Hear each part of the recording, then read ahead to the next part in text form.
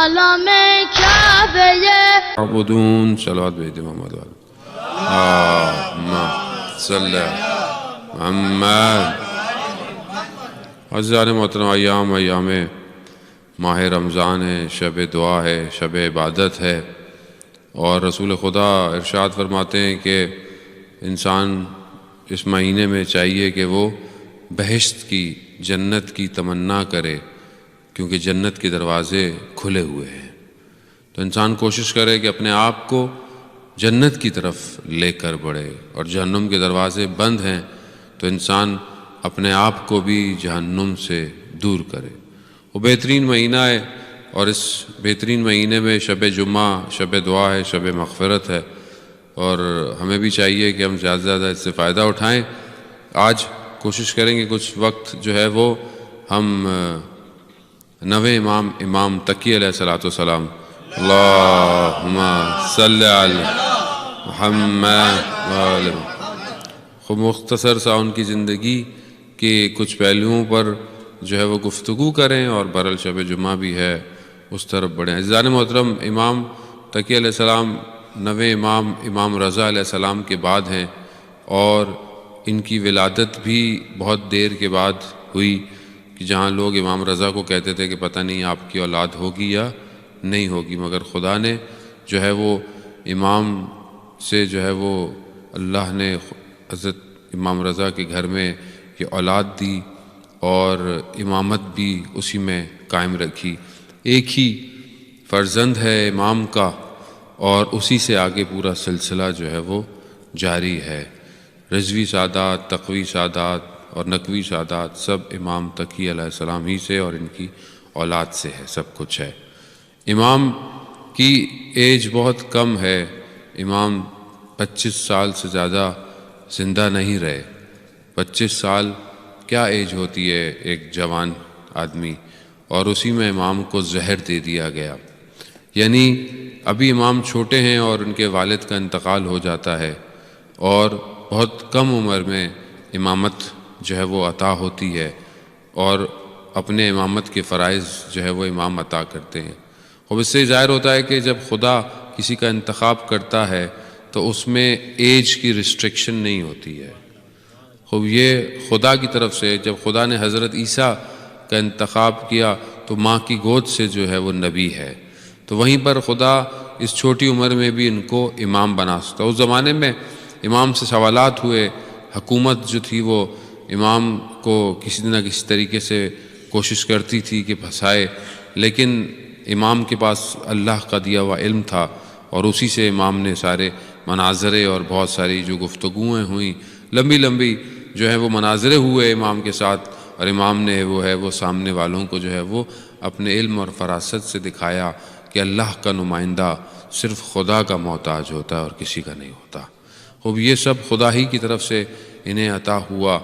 بہت مشہور ہے، ابھی خالد کہتا ہے کہ میں نے دیکھا کہ ایک شخص کو زندان میں ڈال دیا گیا ہے اور اس نے نبوت کا دعویٰ کیا ہے. تو کہتے ہیں میں اندر سے بڑا ہوا کہ یہ کون ہے، تو میں نے سوچا کہ جا کر دیکھتا ہوں. تو میں گیا، تو میں نے اس سے پوچھا کہ بھائی تم کہاں ہو؟ تو اس نے بتایا میں حلب کا، سیریا کا رہنے والا ہوں، اور جہاں پر امام کی سر کی جگہ ہے میں وہاں پر اکثر ہوتا تھا بیٹھا. تو ایسے میں ایک دن ایک شخص آیا، تو اس نے کہا کہ مسجد کوفہ جانا چاہو گے؟ تو میں نے کہا ہاں. تو کہہ رہا ہے ایک قدم بڑھایا تو دیکھا ہم مسجد کوفہ میں تھے. تو اس نے وہاں پہ کہا کہ یہاں نماز پڑھی، ہم نے نفل پڑھے. پھر اس نے دوبارہ مجھے لیا، اگلا قدم بڑھایا تو ہم مدینہ میں تھے، وہاں پر ہم نے اس شخص نے بولا کہ جانتے ہو یہ کیا ہے؟ میں نے کہا رسول کا روزہ ہے. وہاں نماز پڑھی. پھر دوبارہ ایک قدم بڑھایا تو کہا یہ کون سی جگہ؟ کہا یہ مکہ ہے. کہا وہاں ہم نے نماز پڑھی. پھر اگلا ایک قدم بڑھایا تو واپس وہیں تھے رسول امام حسین کے پاس کے جہاں سے مجھے لے گیا. پھر پورا سال گزر گیا اور دوبارہ وہ شخص دوبارہ اسی تاریخ کو آیا اور پھر اس نے مجھے یہ کرایا. لیکن اب کہ جب جانے لگا تو میں نے اس کو روک لیا اور میں نے اسے کہا کہ تمہیں قسم اس کی جس نے تمہیں یہ علم عطا کیا ہے، تم اپنا نام تو بتا دو کہ تم کون ہو. تو اس نے اپنا نام بتایا کہ وہ امام رضا کی اولاد امام تقی علیہ السلام تھے. اللہم صلی علی محمد. کہتے ہیں یہ بات میں نے ایک کو بتائی تو یہ بات پھیلی، اور یہ بات جب خلیفہ تک پہنچی تو اس نے مجھے قید میں ڈال دیا اور اس نے مجھے بند کر دیا، جبکہ میں نے کوئی نبوت کا دعویٰ نہیں کیا تھا. میں تو یہ تھا، وہ میری بات پہ ان کو یقین نہیں آیا، میری بات کو مذاق اڑانے لگے اور مجھے قید میں ڈال دیا. اور جب تو ایک اور جگہ ملتا ہے کہ جب اس نے کہا کہ مجھے آزاد کرو تو اس نے بولا وہی جو تمہیں یہاں سے وہاں لے کے جا سکتا ہے اس کو بولو تمہیں آزاد کرا دے گا. تو ابھی خالد کہتا ہے کہ کچھ دنوں بعد میں نے پتہ کیا کہ زندان جاؤں تو دیکھا کہ زندان والوں سے پوچھا وہ کہاں ہے، کہا وہ شخص اچانک سے ساری زنجیریں وہیں کی وہیں تھیں، وہ شخص وہاں سے غائب ہو گیا ہے. یعنی وہی جو کہ امام ایک جگہ سے دوسری جگہ لے کے جا سکتا ہے وہی امام نجات بھی دے سکتا ہے. عزیزان محترم، بات یہ ہے کہ امام کو پکارے آدمی دل سے.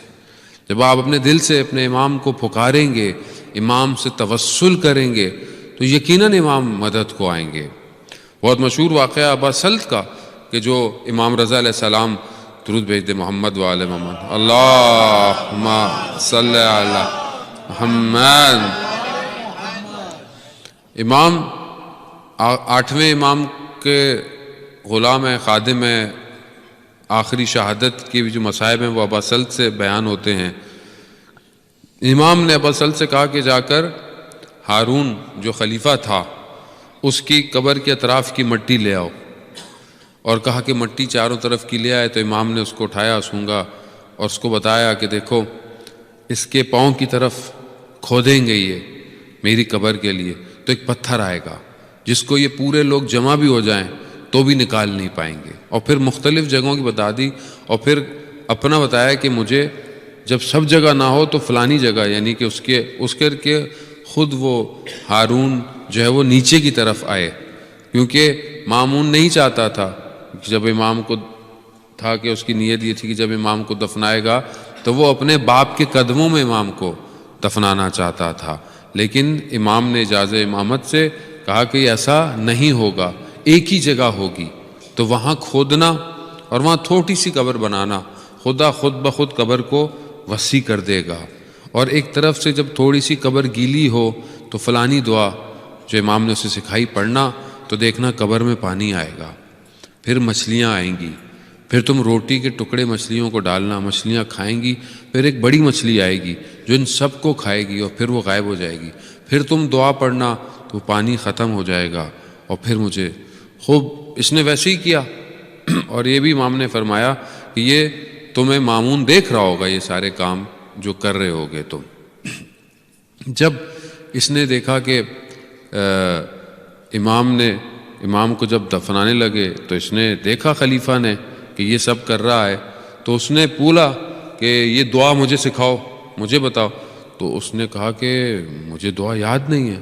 یعنی واقعاً کیونکہ جس امام نے سکھایا تھا اس نے دعا پڑھی اور پھر وہ بھول گیا ذہن سے. اس نے سچ بولا لیکن اس نے بولا تم جھوٹ بول رہے ہو. اس نے اس کو زندان میں ڈال دیا، قید میں ڈال دیا. 1 سال قید میں رہا ابا سلط، 1 سال قید میں رہا، تکلیفیں برداشت کرتا رہا.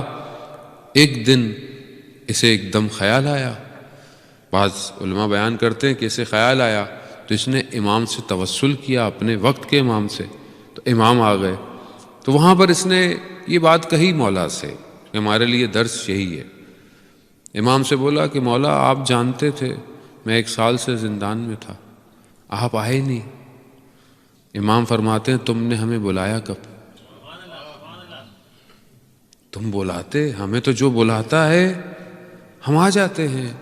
خوب اصل دیکھیں امام کا نہیں ہے، اصل ہمارا مسئلہ ہے. امام کیوں نہیں آتے؟ کیونکہ ہم بلاتے نہیں ہیں، ہم تیار نہیں ہیں، ہم ریڈی نہیں ہیں، ہم اپنے کاموں میں مصروف ہیں. ہماری پریشانی کیا ہے؟ میں اپنی پریشانی کہہ رہا ہوں، آپ کو نہیں خدا نخواستہ. میری پریشانی ہے میرا کام چلتا رہے، میرا چیزیں چلتی رہیں، میری فیوچر پلاننگ ہوتی رہے، میرے بچے یہاں پڑھ لیں، میرا کاروبار یہاں چلا جائے، گھر میرا یوں ہو جائے. خواتین بھی اپنے ساتھ، ہر کوئی اپنے ساتھ، برا نہیں ہے، صحیح ہے، واجب چیزیں ہیں، آپ کو حلال ہیں، واجبات ہیں، آپ کو ادا کرنے.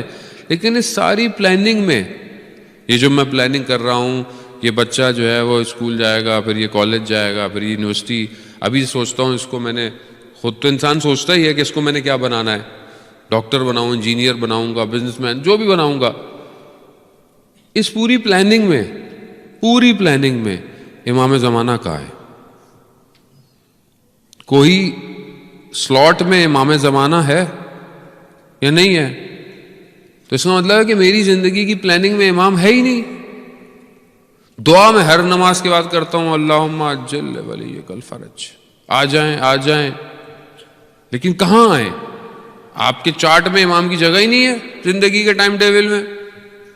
آپ تو اپنی پلاننگ کر گئے، 2 مہینے میں یہ، 6 مہینے میں یہ، 5 مہینے میں یہ میٹنگ، یہ کاروبار، یہ پلاننگ، یہ ایگزیبیشن، یہاں ٹریولنگ، وہاں یہ، وہاں وہ، یہاں زیارت، سب کچھ زیارت بھی تو کر کے واپس.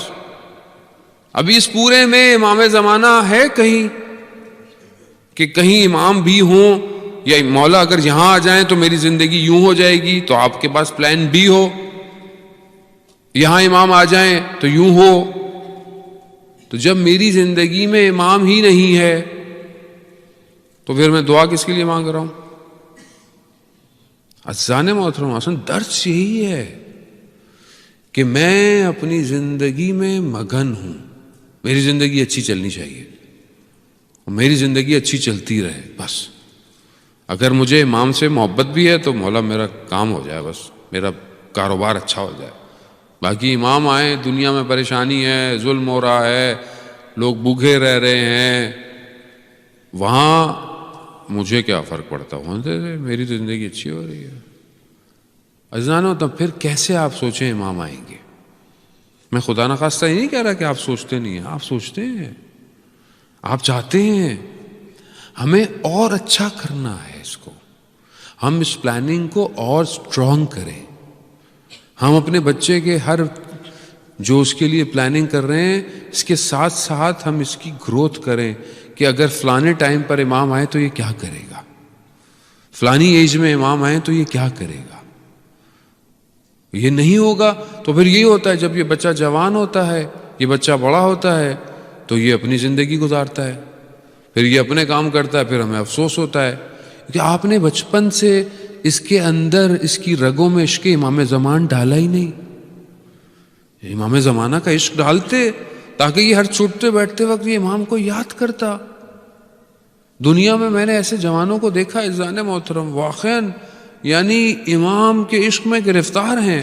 امام کا ذکر کریں، ان کی آنکھوں میں آنسو آ جاتے ہیں، تڑپنا شروع کر دیتے ہیں. وہ یہی ہے جب امام نے ابا سلط سے کہا کہ تم نے ہمیں پکارا ہی نہیں، تو پکارتے، تم نے پکارا، ہم آ گئے. تو بات یہ ہے کہ جب میں ضرورت محسوس کروں گا تو ہی تو امام آئیں گے.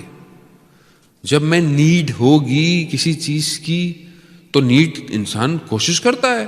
آپ کو کچھ چاہیے، اگر آپ کی کمیونٹی میں، آپ کی گھر کے پاس نہیں ملتی، شاپ میں، آپ کے اس ایریے میں نہیں ملے گی، تو آپ دور جائیں گے، دوسرے سٹور جائیں گے، دوسرے شہر جائیں گے، وہاں سے لے کر آئیں گے. کیوں؟ کیونکہ آپ کی ضرورت ہے. چاہے رات کا ٹائم ہو، آپ بولیں گے نہیں میں جاؤں گا. لیکن جب ضرورت نہیں ہو تو آپ کو ضرورت نہیں ہے تو نہیں ہے. کوئی چیز برابر میں بھی ہوگی تو بھی نہیں ملنے والی. تو عزیزان محترم، ہم یہ دیکھیں کہ ہماری ضرورتیں کیا ہیں. ہم اپنی ضرورتوں کو اپنے امام کی ضرورتوں کے ساتھ میچ کریں تو پتہ چلے گا. ہر ذمہ داری ہے، میری بھی ذمہ داری ہے، آپ کی بھی ذمہ داری ہے. خواتین کی بھی کل ذمہ داری بیان کی، کافی چیزیں تھیں. جہاں پر مردوں کی ذمہ داری ہے خواتین کو جو ہے وہ اخلاق کے ساتھ پیش آئیں، ساری چیزیں، وہاں خواتین کی بھی ذمہ داری ہے گھر کے اندر کہ مرد کا بھی خیال کریں. روایات دونوں کے لیے برابر آئی ہیں، اچھی خاصی آئی ہیں. مرد کی باہر ذمہ داری ہے، عورت کی گھر میں ذمہ داری جہاں پر ہے. وہاں پر جب مرد آئے تو عورت کو بھی چاہیے کہ گھر میں مسکرا کر اس کا استقبال کرے. یعنی روایات آئی ہیں کہ وہ اپنے شوہر کے ساتھ، سائنس جو ہے وہ ریسرچ وہ کہتی ہے کہ ایک مرد کتنے الفاظ بولتا ہے پورے دن میں اور ایک عورت کتنے الفاظ بولتی ہے. تو خاتون کا وہ کہتے ہیں کم سے کم 5000 لفظ سے زیادہ، مرد جو ہے وہ 5000 کے آس پاس بولتا ہے. خواتین کی تعداد زیادہ ہے لفظوں کی. مرد بیچارہ 2-2.5 ہزار سارا دن میں اپنے آفس میں بول کے آ جاتا ہے. اب تھوڑے سے بچتے ہیں اس کے بعد. ادھر تو ہزاروں لفظ ہوتے ہیں, وہ سارا دن جب گھر جائیں فون شروع, یہ شروع, اس کو فون, اس کو, پھر بھی لفظ چلے جا رہے ہیں. اب مرد جب آتا ہے تو کئی ہزار لفظ باقی ہوتے ہیں خاتون کے, اب وہ بولنا شروع کرتی ہے, اب اس کے پاس تو لفظ ہی نہیں ہوتے. تو یہ صرف ایک جی بولتا ہے, ادھر کئی ہزار لفظ چلے جاتے ہیں, پھر سامنے سے آتے ہیں. اب یہ انڈرسٹینڈنگ ہونی چاہیے کہ آپ کو اللہ نے کیسا خلق کیا ہے, خاتون کو کیسا خلق کیا ہے. یعنی آپ کو پتا ہو کہ آپ نے ایک لفظ بول کر ادھر 1000 لفظ باہر نکلوانے ہیں. کیوں؟ کیونکہ یہ الفاظ نکلیں گے, ان کو کہیں نہ کہیں جانا ہے. تو a best speaker is a best listener. تو آپ اگر چاہتے ہیں کہ آپ کی بھی گھر میں سنی جائے تو پہلے آپ ان کی سنیں, پھر آپ اپنی سنائیں. اور یہ ضروری ہے عزیزان محترم. تبھی تو آپ دیکھیں, ہم سمجھیں تو صحیح کہ ایک اس مخلوق, ہم بھی تو مخلوق ہے نا. انسان ایک باڈی انیٹومی جب سمجھتا ہے کہ مختلف باڈیز ہیں دنیا کے اندر, ان کی کچھ گرم ہیں, کچھ سرد ہیں, کچھ کولڈ ہیں, کچھ اور باڈیز ہیں. اب جو باڈیز گرم ہوتی ہیں ان کو ٹھنڈی چیز آکوپائڈ کرنی چاہیے, جو باڈیز گرم ہیں ان کو گرم چیزیں نہیں, ان کو ٹھنڈی چیزیں. یعنی ڈاکٹر بھی آپ کی ٹریٹمنٹ ایسی ہی کرتا ہے. تو اسی طرح پھر سائیکولوجیکل سسٹمز ہیں پورے, مین وومن ڈفرینٹ ہیں, ہمیں ایک دوسرے کو ویسے ہی ٹریٹ کرنا چاہیے. اور پھر ظاہر ہے ان کے اندر بھی کئی ٹائپس ہیں, تو ان ٹائپس کو بھی دیکھیں. جہاں اتنا آپ گوگل کرتے رہتے ہیں وہاں یہ بھی گوگل کر لیا کریں, تاکہ آپ کو پتا ہو کہ how to behave, how to react with each other. دوسری جگہ تو بڑا وہ فلانی آرگنائزیشن میں آرگنائزیشن بیہیویئر ایسا ہے, وہاں ایسے بات کرتے ہیں, ایسے ملتے ہیں. فلانے ملک جائیں تو وہاں پہ یوں کرنا پڑتا ہے, فلانے ملک جائیں وہاں یوں کرنا پڑتا ہے. خوب یہ سب کیا ہے؟ آپ کو اسی حساب سے چلنا ہے. اگر آپ نہیں کریں گے, کہیں آپ روڈ ہیں, کہیں پر یوں اوکے ہے, یہاں کہیں پہ یوں خدا نخواستہ بری ہے, گالی بھی ہے کئی ملکوں میں, آپ یوں کریں وہ سامنے سے تو لگائے گا آپ کو. خوب یہ آپ کو انڈرسٹینڈ کرنا پڑتا ہے. تو جب آپ اتنا اپنے کاروبار کے لیے, چیزوں کے لیے کر سکتے ہیں, تو اپنی زندگی گزارنے کے لیے نہیں کر سکتے. کہ آپ ایک دوسرے کو سمجھیں. جب آپ سمجھیں گے تو پھر گھر آگے چلے گا, ورنہ 2 ٹائر ایک ادھر اور ایک ادھر جائیں گے تو گاڑی کھائی میں جائے گی اور کہیں نہیں جائے گی. تو بہتر ہے کہ آپ کی گاڑی پرواز کرے, آپ ان ٹائروں کو ہی نکال دیں اور 2 پر بن جائیں جو پرواز کرے کمال کی طرف. تو اس کے لیے ظاہر ہے کوشش اور محنت دونوں کو کرنی ہے عزیزان محترم. صلوات بھیجتے محمد والے محمد, اللہم صلی علی محمد. تو یہ دیکھیں امام کی زندگی میں واقعات, امام کی زندگی سے جو ایک چیز ہمیں ایکسٹریکٹ کرنی چاہیے خود, وہ یہ ہے کہ امام نے کم ایج کے اندر علمی گفتگویں اور یہ بہت زیادہ کیا ہے. اور امام حق پر رہے. ہمیں بھی چاہیے کہ ہم اپنی زندگی میں علم کو شامل کریں اور علمی چیزوں کی گفتگو کریں. امام کے معجزات بہت سارے ہیں کہ بہرحال وقت اتنا محدود ہے کہ امام جو ہے وہ امام ایک شخص ہے, جب امام کی ایک جگہ پر جب امام نے جو ہے پہنچے تو ایک خادم آیا, اس نے کوئی رات کو دوائی لی ہوئی تھی جس کی وجہ سے اسے پیاس بہت لگتی تھی. اب وہ آیا تو اس نے ایک دم صبح امام کی خدمت میں پہنچا, تو اس نے بولا کہ میں پانی مانگوں گا, ایک برا لگتا ہے. تو امام نے خود ہی کہا کہ تمہیں پیاس لگی ہے؟ کہا جی. جب بولا پانی لاؤ. اب اس کو ڈر تھا کہ کہیں مجھے, کیونکہ وہ دوسری طرف کا تھا, تو کہیں اس نے بولا کہیں مجھے زہر نہ دے دیں. تو امام نے خود پانی لیا, پیا, کہتا اب پی لو. پھر تھوڑی دیر گزری تو مجھے پھر پیاس لگی. تو میں نے کہا کراہت ہے, اچھی بات نہیں ہے کہ میں. پھر امام نے بولا پیاس لگی ہے. پھر امام نے پانی منگایا. پھر اس نے سوچا اب تو یہ مجھے زہر دیں گے, لیکن پھر امام نے پانی پیا. اور پھر تو یہ سمجھ گیا کہ اللہ جنہیں انتخاب کرتا ہے وہ دلوں کے حال سے واقف ہوتے ہیں. عزیزان محترم, مگر دشمن نے کیا کیا؟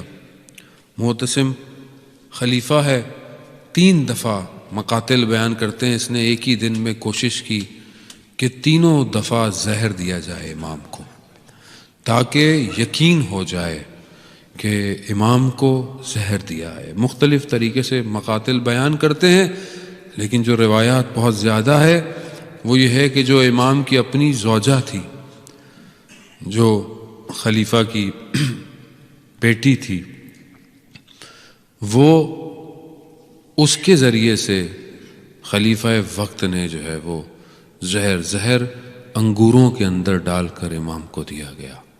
جیسے ہی امام نے ان انگوروں کو تناول فرمایا، زہر کا اثر امام کے وجود میں پڑا۔ پھر اس نے رونا شروع کیا کہ لیکن امام نے کہا کیا فائدہ ہے اس وقت۔ امام پیاس سے تڑپتے رہے۔ بعض جگہوں پر بعض بیان کرتے ہیں کہ اس زوجہ نے نیچے کنیزوں سے کہا کہ شور مچاؤ، کچھ ایسی چیزیں کرو، کیوں؟ تاکہ اوپر جو امام تڑپ رہے ہیں پتہ نہ چلے۔ اللہ اکبر، مظلومیت ہے امام۔ اس مظلومیت میں کہتے ہیں امام کا جنازہ امام کی چھت پر رکھا رہا، امام کو زہر دیا۔ یقیناً جب زہر دیا گیا ہوگا امام کو پیاس لگی ہوگی، امام تڑپے ہوں گے، اور اسی وقت امام کو اپنے جد امام حسین کی پیاس یاد آئی ہوگی۔ ہاں عزیزان محترم، امام کو دفنا دیا گیا۔ امام کا جنازہ جو ہے وہ ان کے جد امجد امام موسیٰ کاظم کے جواہر میں، جہاں کاظمین آپ جاتے ہیں، وہاں دفنا دیا گیا۔ لیکن میں قربان جاؤں، شب جمعہ ہے، شب زیارت امام حسین ہے۔ آج ساری روحیں کربلا جاتی ہیں، ساری روحیں۔ ایک سنی عالم کے ساتھ شیعہ عالم بحث کرتے رہے کربلا کے لیے، لیکن وہ نہیں مانا۔ جب دوسرے دن وقت آیا اس نے کہا کہ صبح ہو گئی ہے، فجر کے بعد آؤں گا۔ جب وہ شیعہ عالم فجر کے بعد اس کے گھر گیا تو اس سے پوچھا کہاں ہے؟ کہا وہ تو کربلا کی طرف ہے۔ کہا کربلا؟ ساری رات میں بحث کرتا رہا، مانا نہیں، ابھی کربلا؟ جب جا کر کیا دیکھا کہ زری سے پکڑ کر گریا کر رہا ہے، رو رہا ہے۔ جب اس سے وہ فارغ ہوا تو میں نے پوچھا ماجرا کیا ہے؟ رات کو تو میں بہت کرتا رہا، تم مان نہیں رہے تھے، اور ابھی تم کہتا جب تم گئے نماز ہوئی تو میں سو گیا۔ میں نے خواب میں کیا دیکھا کہ آسمان پر کچھ سواریاں جا رہی ہیں اور نور کی حالت ہے، اور ان سواریوں میں سے میں نے دیکھا کہ ایک سواری حضرت سیدہ کی ہے، حضرت ختیجہ کی ہے، اور وہ کچھ پرچیاں پھینک رہی ہیں۔ میں نے کہا یہ کیا ہے؟ کہا یہ پرچی جس کے نام کی نکلتی ہے اسے زیارت امام حسین نصیب ہوتی ہے۔ کہہ رہے میرے دل میں ایک عجیب سا وہ آیا، ایک پرچی میرے پاس گری، جب میں نے اسے کھول کر دیکھا تو میرا بھی نام تھا۔ ہاں عزیزان محترم، کاش شب جمعہ ہم بھی کربلا میں ہوں۔ اگر ہم بدن سے نہیں جا سکتے تو ہم روح سے جائیں، آئیں متصل ہوں اس ایک بچے سے۔ کون سا بچہ؟ ایک چھوٹا سا بچہ کہ جسے خود باب الحوائج کہتے ہیں۔ شب جمعہ ہے، انشاءاللہ ہمارے مرومین بھی ہمارے اس گریہ سے جو ہے وہ انہیں استغفار ملے۔ بس 2 جملے کہوں گا اور التماس سے دعا۔ ہاں عزیزان محترم، کربلا میں جب پانی ختم ہو گیا، پانی نہیں تھا، تو ایک خیمے کے اندر شور مچنے لگ گیا۔ کہا کون ہے؟ کہا اصغر کو چین نہیں آتا، کبھی ادھر ہے کبھی ادھر ہے۔ یقیناً اصغر بے چین تھا، کس کے لیے؟ پیاس کے لیے، مگر کون سی پیاس؟ شہادت کی پیاس چاہیے تھی اصغر کو۔ ہاں عزیزان محترم، میرے مولا گئے، عزیزی اصغر کو لیا دشمن کے پاس لے کر۔ آپ مصائب سنتے رہتے ہیں، دشمن نے جب دیکھا بچے کو، بعض کہتے ہیں کہ مولا نے دشت کربلا پر رکھ دیا، کہا مجھے پانی نہیں دیتے تو اس کو تو پانی دے دو۔ ہاں عزیزان محترم، کیا ہوا؟ مقاتل کہتے ہیں کہ حضرت علی اصغر کی زبان ایسے تڑپ رہی تھی جیسے کوئی مچھلی جب پانی سے باہر ہو تو تڑپتی ہے۔ ہاں مگر ان لعینوں نے کچھ نہ کیا، میرے مولا نے دوبارہ اٹھایا۔ ارے یہ وہ پھول تھا جو کربلا کا تھا، مگر ہرملا کے تیر نے اس پھول کو مرجھا دیا۔ میرے مولا اپنی عبا میں لے کر چلے، مگر خیموں میں نہیں گئے۔ نہ جانے کیا سوچا ہوگا خیموں میں کیا کہوں گا کہ کیا اس کو پانی نہیں ملا۔ میرے مولا نے دشت کربلا میں علی اصغر کو دفنا دیا۔ اللہ لعنت اللہ علی القوم الظالمین وسیعلم الذین ظلموا ای منقلبون۔ پروردگار امام زمانہ کے ظہور میں تاجیل عطا فرما، ہمیں ان کے ناصروں، ان کے مددگاروں میں شمار فرما، جو پریشان حال ہیں ان کی پریشانیوں کو دور فرما۔ جو بے روزگار ہیں اور رزق حلال عطا فرما۔ پروردگار جو مقروض ہیں غیب سے ان کے قرضوں کو عطا فرما۔ بہت سارے لوگ مریض ہیں، مجھے بھی بہت سارے لوگوں نے کہا ہے، یقیناً آپ کے بھی لوگ مریض ہوں گے حاضرین مجلس میں، ان کے آپ سب کو پروردگار حضرت علی اصغر کے صدقے میں شفاء کامل اور عاجل عطا فرما۔ جو بے اولاد ہیں پروردگار انہوں نے حضرت علی اصغر کے صدقے میں اولاد صالح اور نیک عطا فرما۔ کچھ مومن، ایک مومن بہت لڑکا پریشان ہے بڑا، اس نے کہا ہے کہ مجلس میں میرے لیے دعا کریں۔ دعا کرتے ہیں پروردگار کی بارگاہ میں حضرت علی اصغر صدقے میں اس کی اس مشکلات کو اسی مہینے میں جلد سے جلد دور فرما۔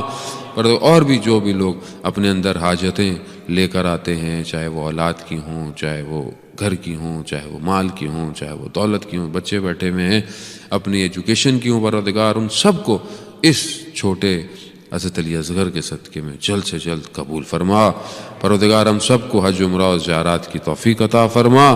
جو بھی جہاں بھی دین کی خدمت کر رہا ہے، کام کر رہا ہے، جیسے یہاں جماعت ہے، لوگ ہیں، انڈیویجول ہے، ہر شخص ہے جو اپنی ڈیوٹی دے رہا ہے کہیں پہ بھی، پروردگار ان سب کی توفیقات میں اضافہ فرما۔ ہم سب کو خدا اہل بیت کے صدقے میں اپنی بارگاہ سے اجر کثیر عطا فرما۔ اللہم ارزقنا زیارت الحسین فی الدنیا و شفاعتہ فی الآخرہ۔ صلوات پر محمد و آل محمد۔